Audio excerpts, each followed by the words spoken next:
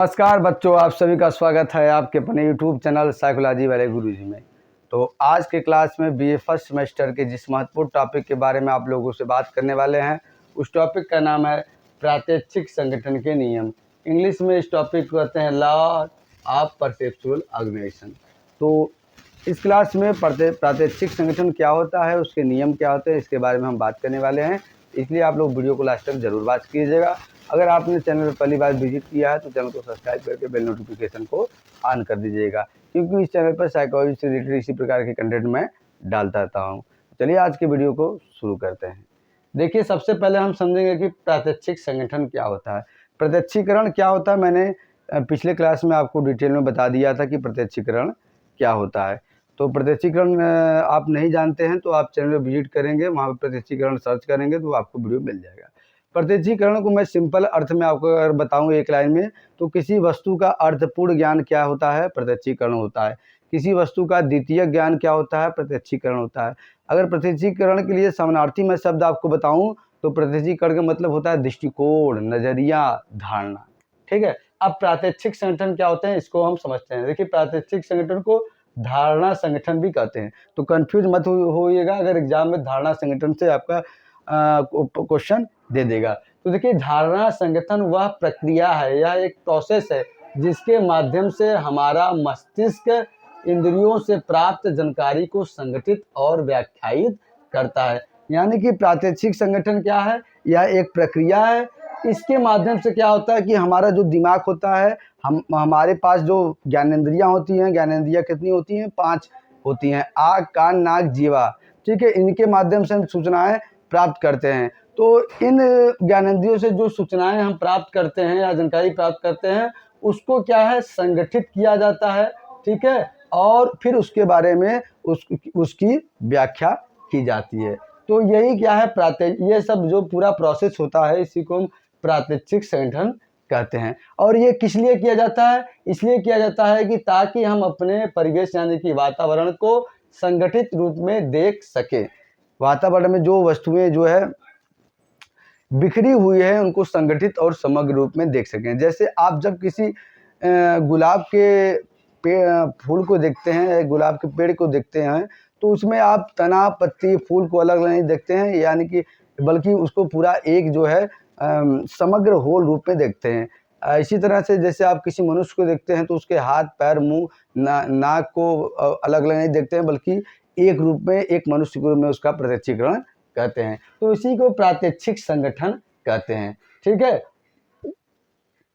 और प्रात्यक्षिक संगठन क्या करता है, इसके माध्यम से यह प्रक्रिया हमें इंद्रियों द्वारा, जो ज्ञानेंद्रियां 5 है, द्वारा प्राप्त विभिन्न टुकड़ों को, ठीक है, विभिन्न सूचनाओं को या जानकारियों को एक पूरी तस्वीर के रूप में समझने में मदद करता है। ठीक है, हमें जो जानकारियां इंद्रियां द्वारा, ज्ञानेंद्रियां द्वारा प्राप्त होती है, उसके जो अलग अलग पार्ट में बिखरी होती है, उसको पूरे एक रूप में कर एक तस्वीर के रूप में समझने में मदद करती है। आगे जब हम आपको नियम बताएंगे तो कैसे ये होता है इसको भी बताएंगे। आगे हम देखते हैं।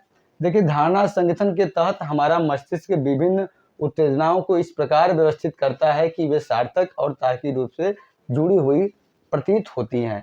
देखिए, प्रात्यक्षिक संगठन को समझने के लिए ऐसे आप समझिएगा जैसे कि कोई घटना हुई, ठीक है, तो उसमें देखिए जब सीबीआई वाले जांच करते हैं तो वो कड़ी से कड़ी को जोड़ते हैं, जो सूचनाएं इधर उधर बिखरी होती है उस सभी को जोड़कर तब क्या है वो किसी निष्कर्ष पर पहुंचे हैं। तो इसी को क्या कहते हैं, प्रात्यक्षिक संगठन कहते हैं। अब प्रात्यक्षिक संगठन के नियम क्या होते हैं इसको हम देख लेते हैं।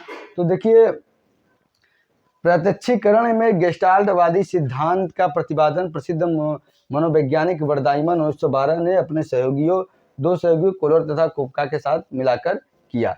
यानी कि जो ये प्रात्यक्षिक संगठन का नियम है, इसको जो गेस्टाल्टवादी सिद्धांत है, उनके जो मनोवैज्ञानिक है, गेस्टाल्टवादी सिद्धांत के जो प्रतिपादक है, उन्होंने दिया।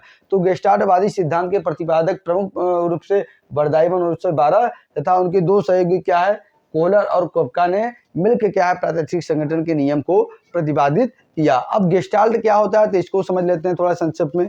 तो देखिए, गेस्टाल्ट शब्द जर्मनी भाषा के गेस्टाल्टन का रूपांतरण है। ठीक है, जिसका तात्पर्य क्या होता है, समग्र यानी कि होल या संपूर्ण से होता है।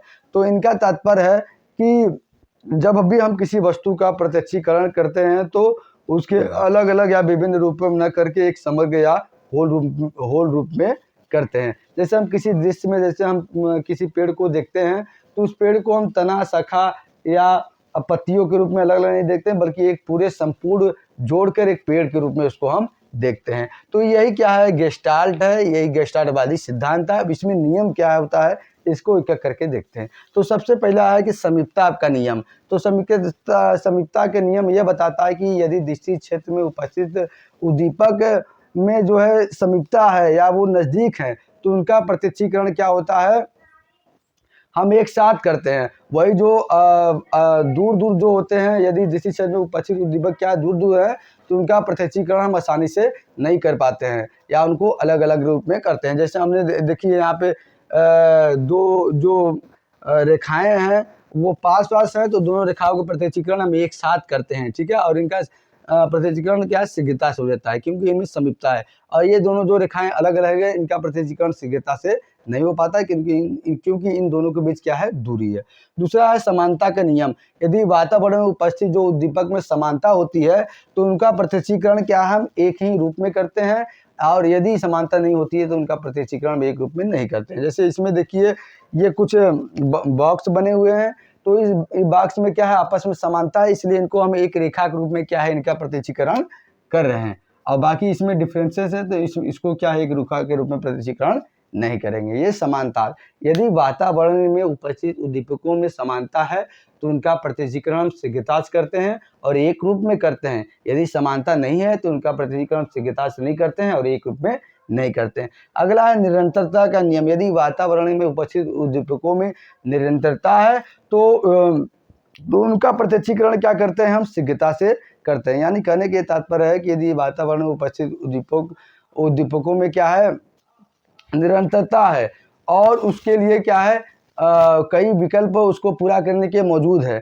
तो उन विकल्पों को हम लेकर क्या है, उसको पूरा कर देते हैं। निरंतरता का नियम मतलब होता है लॉ ऑफ कंटिन्यूटी, यानी कि यदि वातावरण में उपस्थित उद्दीपकों में निरंतरता है, ठीक है, तो हम क्या है, उसका प्रत्यक्षीकरण क्या करते हैं, सभी विकल्पों को मिलाकर एक रूप में करते हैं। जैसे इस वाले उदाहरण में आप देख सकते हैं। अगला है पूर्ति का नियम, लॉ ऑफ क्लोजर। ये क्या कहता है कि यदि वातावरण में उपस्थित जो उद्दीपक होते हैं, ठीक है, तो यदि वो अलग अलग भी होते हैं तो उनका प्रत्यक्षीकरण क्या है, अगर उनमें समानता होती है, अलग अलग होते हैं तो उनका प्रत्यक्षीकरण हम एक रूप में करते हैं। जैसे देखिए यहाँ पे ये डॉट डॉट करके है, लेकिन इसमें क्या है, समानता है तो उसके हम क्या है, एक रूप में। पूर्ति के नियम के अनुसार यह नियम यह कहता है कि किसी आकृति के विभिन्न भाग अलग अलग होने के बावजूद भी क्या है, उसे हम एक ही रूप में संगठित करके उसके हम क्या है, प्रत्यक्षीकरण करते हैं। अब इसमें पांचवा सुडौलपन या समिति का नियम। इसका कहने के तात्पर्य कि यदि वातावरण में उपस्थित उद्दीपकों में सुडौलपन या समिति की विशेषता है तो उसका हम प्रत्यक्षीकरण क्या है, अलग अलग ना करके एक रूप में क्या है, करते हैं। जैसे आप नीचे जो एग्जाम्पल है, इसमें 12 लाइनें हैं, लेकिन इन 12 लाइनों में सुडौलपन की विशेषता है, इसलिए हम इसको क्या है, 6 पंक्तियों के रूप में इनकी व्याख्या करते हैं। छठवां है अभिविन्यास का नियम। अभिविन्यास का नियम क्या होता है, अंतर्गत यदि उद्दीपकों के प्रारूप में समानता है, लेकिन क्या है, उनका अभिविन्यास अलग अलग होता है, तो क्या होता है, उनका जो सीधे वाले प्रारूप होते हैं उनका क्या है, हम प्रत्यक्षीकरण जल्दी हो जाता है, और जो तिर्यक वाले प्रारूप होते हैं उनका प्रत्यक्षीकरण जल्दी नहीं हो जाता। जैसे ये देखिए सीधा वाला प्रारूप है तो इसका प्रत्यक्षीकरण जल्दी हो जाएगा, यह तिर्यक है इसका जल्दी नहीं हो पाएगा। अगला सातवां है समावेशन का नियम। समावेशन का नियम यह बताता है कि यदि वातावरण में उपस्थित उद्दीपक स्वतंत्र है तो उसका क्या है, हम प्रत्यक्षीकरण जल्दी से कर लेंगे, और लेकिन जो है अगर कोई आकृति के किसी चीज़ से वो घिरी हुई है, बधी हुई है, तो उसका हम प्रत्यक्षीकरण जल्दी से नहीं कर पाते हैं। देखिए देखिए इस वाले आकृति का ये स्वतंत्र है, इसका प्रत्यक्षीकरण जल्दी हो जाएगा, लेकिन इस आकृति के स्वतंत्र नहीं है तो इसका प्रत्यक्षीकरण जल्दी से नहीं हो पाएगा। तो ये प्रात्यक्षिक संगठन के नियम होते हैं, इसके बारे में मैंने आपको बताया। ये जो है क्लास आगे भी चलती रहेगी, और इसी तरह की क्लास को प्राप्त करने के लिए आप चैनल को सब्सक्राइब करके बेल नोटिफिकेशन को ऑन कर दे। चलिए आज क्लास में ये तक, मिलते हैं नेक्स्ट क्लास में किसी अन्य टॉपिक के साथ। तब तक के लिए आप सभी बच्चों का बहुत बहुत धन्यवाद। जय हिंद, जय भारत।